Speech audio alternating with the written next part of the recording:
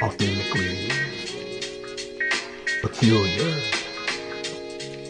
authentically peculiar, authentically peculiar. Authentically Peculiar with Marcia.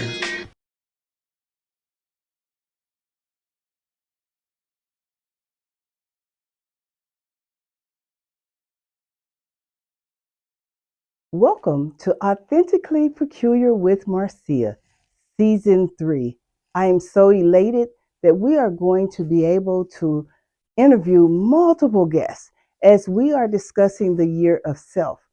During this year, we're going to talk about financial wellness, mental wellness, emotional wellness, the journey to authenticity, overcoming trauma, and so much more. So stay tuned. Go ahead, like, subscribe, share, and even comment on Authentically Peculiar with Marcia on YouTube, Facebook, Instagram, and of course, you can check it out on Apple, iTunes, and Spotify.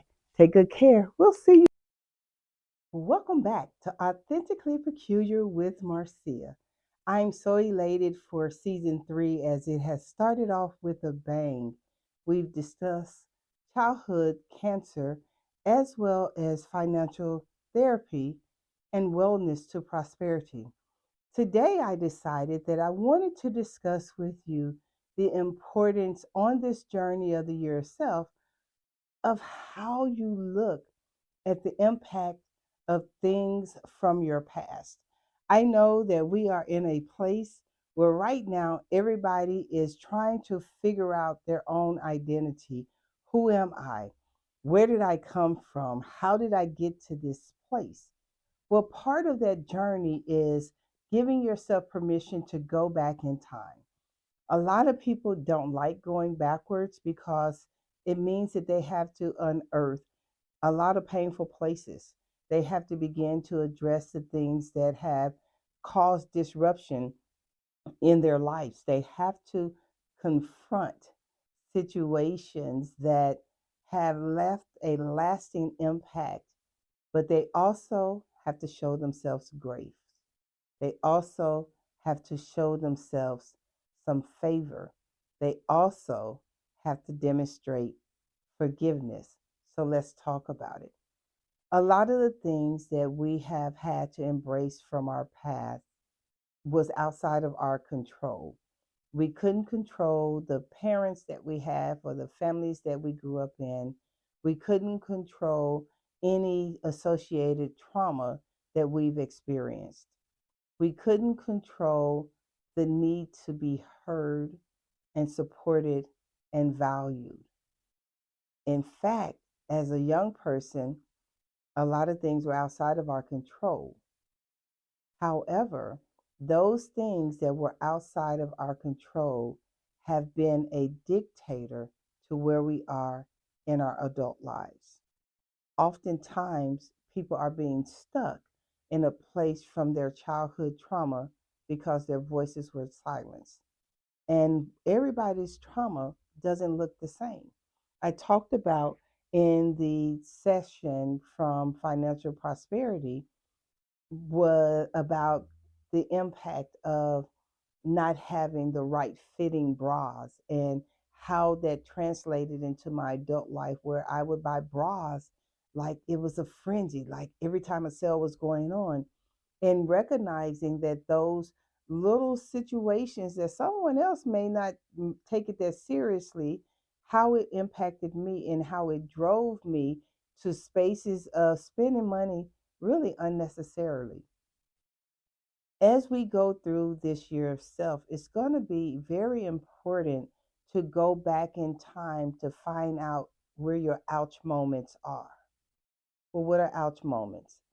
Ouch moments are those points in time where things were happening in your life that made you say ouch, that caused you levels of hurt and pain and discomfort. The trauma in those moments redirected the trajectory of where you are. Prior to that ouch moment, you were going through life, kind of lackadaisical. It is what it is, laissez faire, just going through life. And then you had an ouch. Some of those ouches could be much more severe than not having proper fitting bras. It could be the abandonment or the rejection of a parent, the discardment of not feeling like you belong and not being able to make friends or being chastised or bullied. Everyone's trauma points and their ouch moments look different and they show up differently. A lot of times I'm running into individuals that lost parts of themselves during those ouch moments. A lot of people report, I was so happy before this situation occurred. I used to like myself before this situation occurred. I couldn't find me after that situation. That is the point in time that you'll have to go back to rediscover that lost portion of who you are. That lost portion speaks volumes about how it shows up. I've talked to parents who became parents when they were teenagers and they hold on to the guilt of being a teen parent. They hold on to the disappointment and the devastation, the lack of knowledge of being a parent. They hold on to the guilt of having to continue to rescue their children or to be present in their children's life. They hold on to their lack of personal identity. I've run into a lot of clients who people have made a statement in their life that has followed them through lifetime. I had one client that said, well, I was told that I was ugly. I captured it, I held it, and all of my life I believed that I was ugly. But she is one of the most beautiful people that I've ever seen. She can't see that in the mirror for herself because she believed the narrative of being told that she was ugly, not taking into account the person that actually called her ugly, not taking into account that the person that made those devastating statements had an intention to break them, to break her. You don't have to stay in those broken places. You literally can go backwards and identify where that pain point is so that you can begin building from there.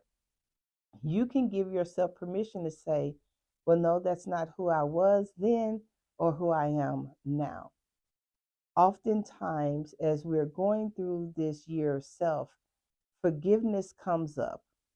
And I know that we've been taught that when we forgive, it's letting someone off the hook. And you're right, it's letting you off the hook with the person that has been the most impactful in a damaging way. You no longer have to sit in that same space or on that hook with them. Consider this thought: you and this person are swinging on a gigantic hook and you don't want this person to get off the hook before you because you feel like it's going to represent them not being accountable for their behavior towards you. You feel like it's going to be a situation where they're not going to have to serve justice for the harm that they come or that they cause.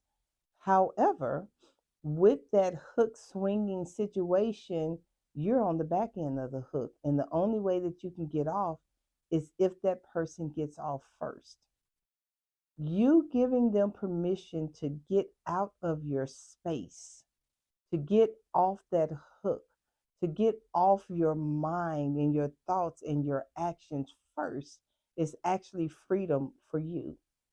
When you give yourself the permission to operate in that level of freedom, you'll recognize pushing that person off the hook through forgiveness has only been a gift to yourself.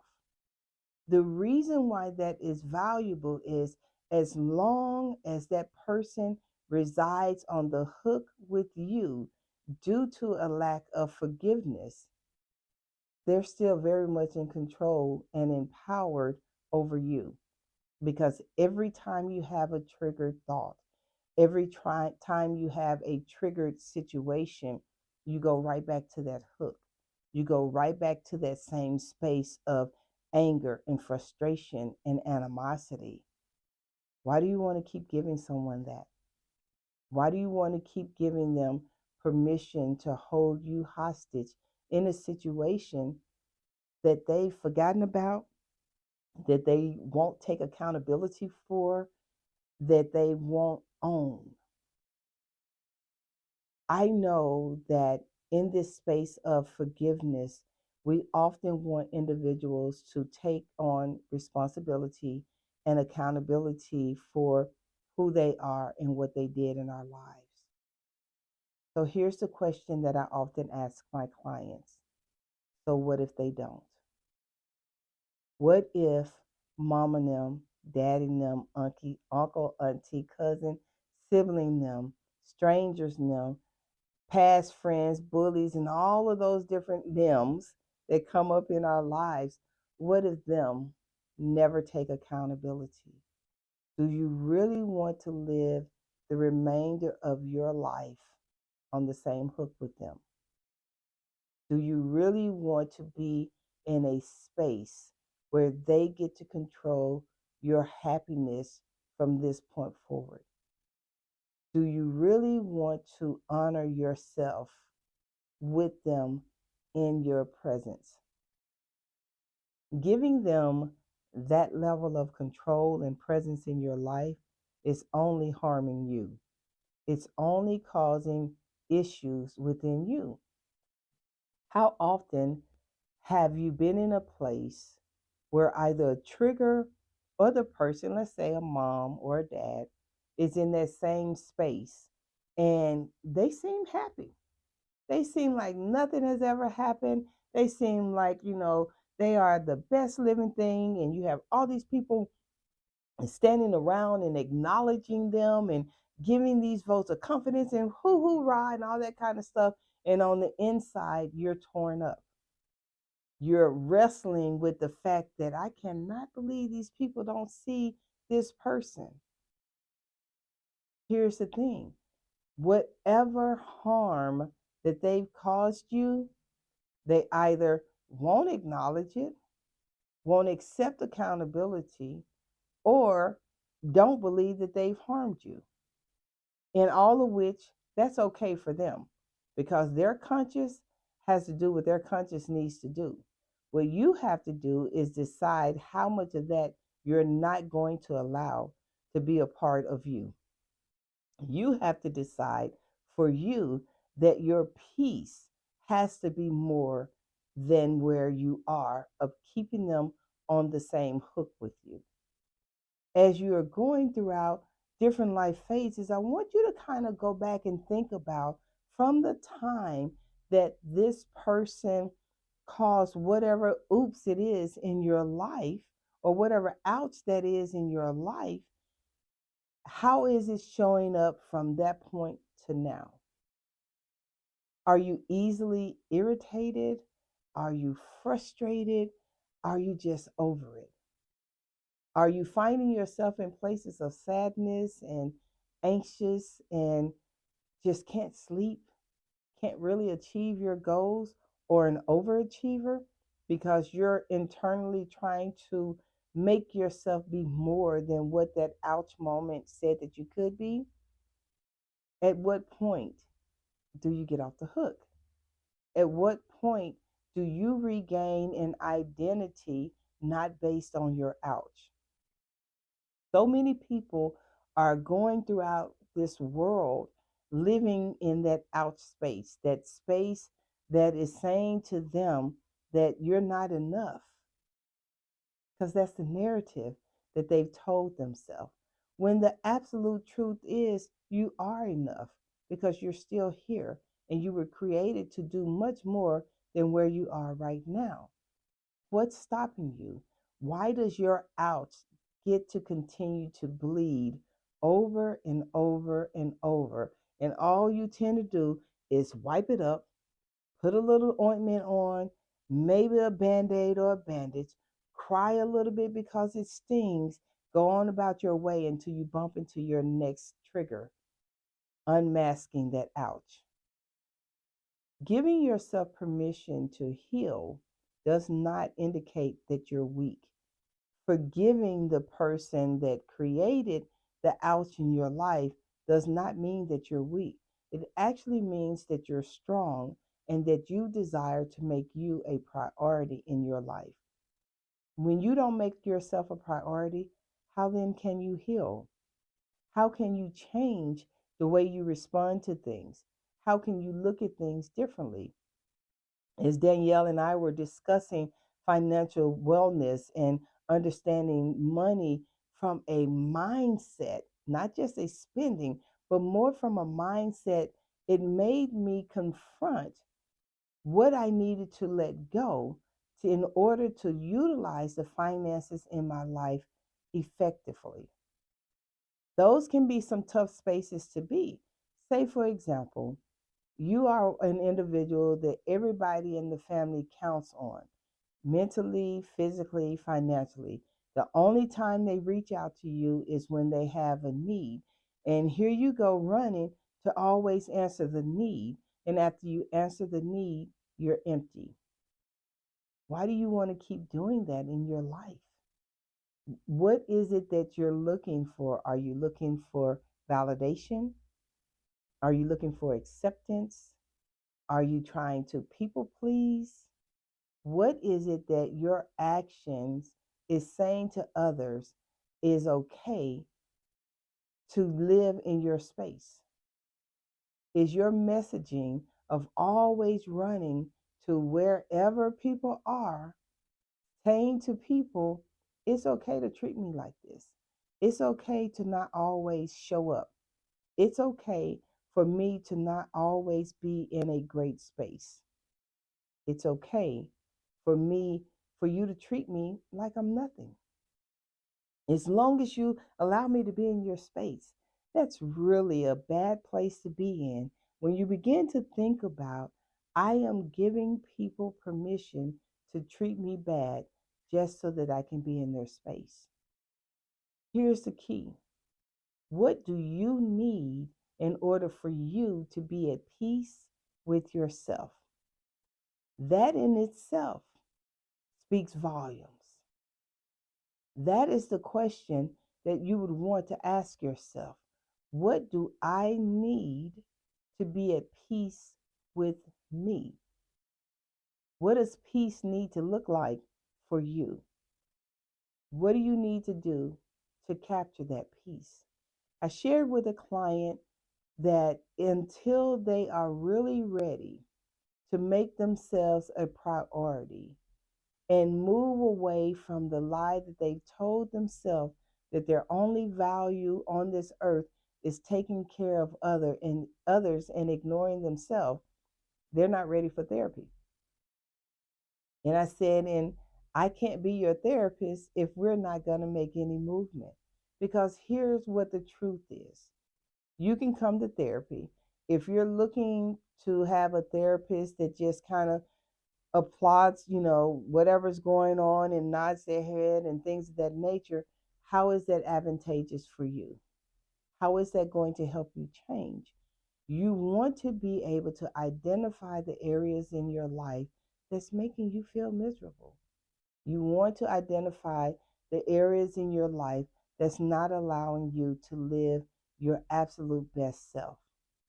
You want to be able to look and say, I am at peace with my life because I've decided to get off the hook.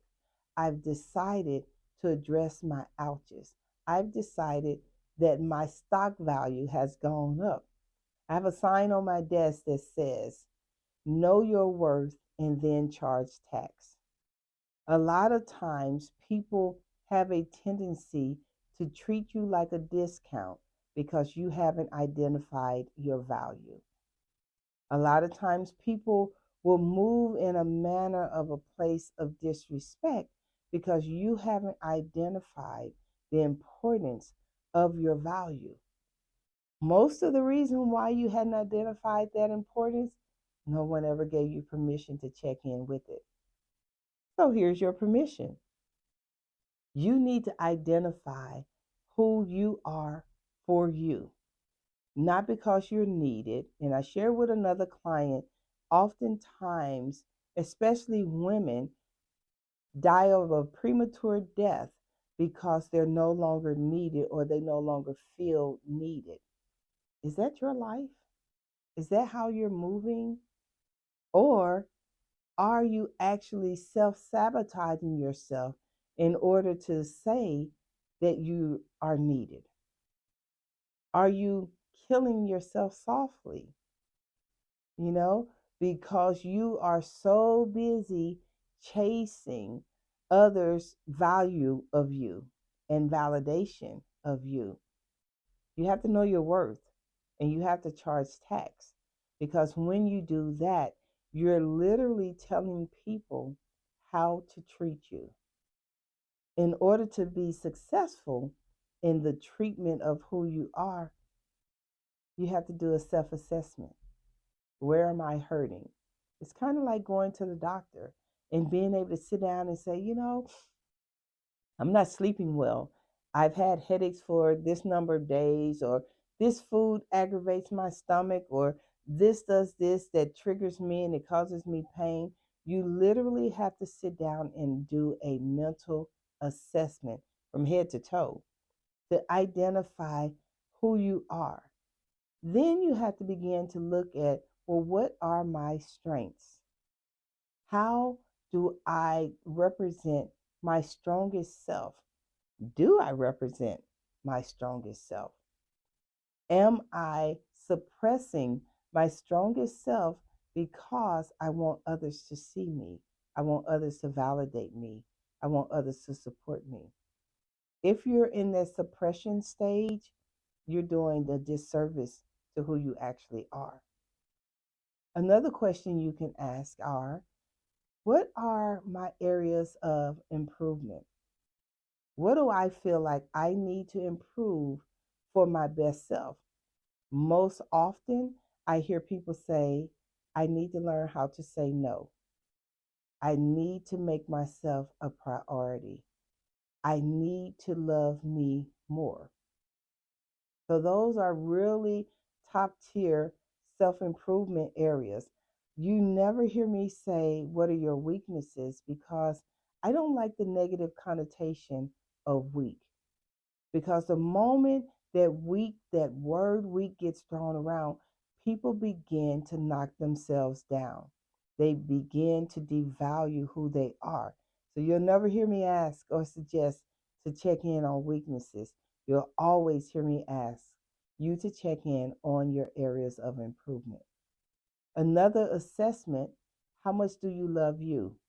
And I'm not talking about that topical love. I'm talking about a level of love where you accept all of you and you continue to evolve to work and move in the process of your purpose.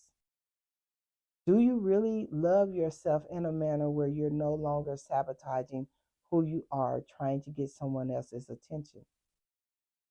My hope and goal is that you really push yourself forward so that you can be your absolute best self. Another question that you may want to begin to ask is, why am I holding on to things that no longer have a value? That includes those ouch moments. It includes reassessing relationships and situations. It includes your decision making and your personal identity.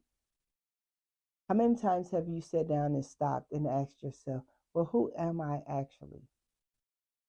A lot of times people still get dressed on a daily basis in their ouch clothing because that is the apparel that they are used to fitting in. But you've lost so much. If this was physical weight, would you still be wearing things that's 2 to 3 times bigger than you because you've lost weight? Probably not. When you think about the things that you've lost, the time that you've lost to those ouch moments, I think you would consider re-outfitting yourself, changing the way that you get dressed. And that comes with a mental change, changing how you affirm yourself, changing how you love on yourself, changing how you see yourself. As I began taping this episode, I said, Marcia, let's go all natural. No makeup, none of that. No fancy clothes, no dolled up moment, but your natural, raw self. How many of you can sit in your natural state and be pleased? How many of you can actually compliment your natural self? How many of you trust in who you are? You are the epitome of all greatness inside of you, and you have to strip yourself down to a blank canvas that you can feel, because you get the opportunity to rewrite your narrative, to lessen the impact on those ouch moments, build up the impact of the strength of who you are, move out of survivorship so that you are no longer in a state of victimhood, but you are standing strong as a warrior in your life.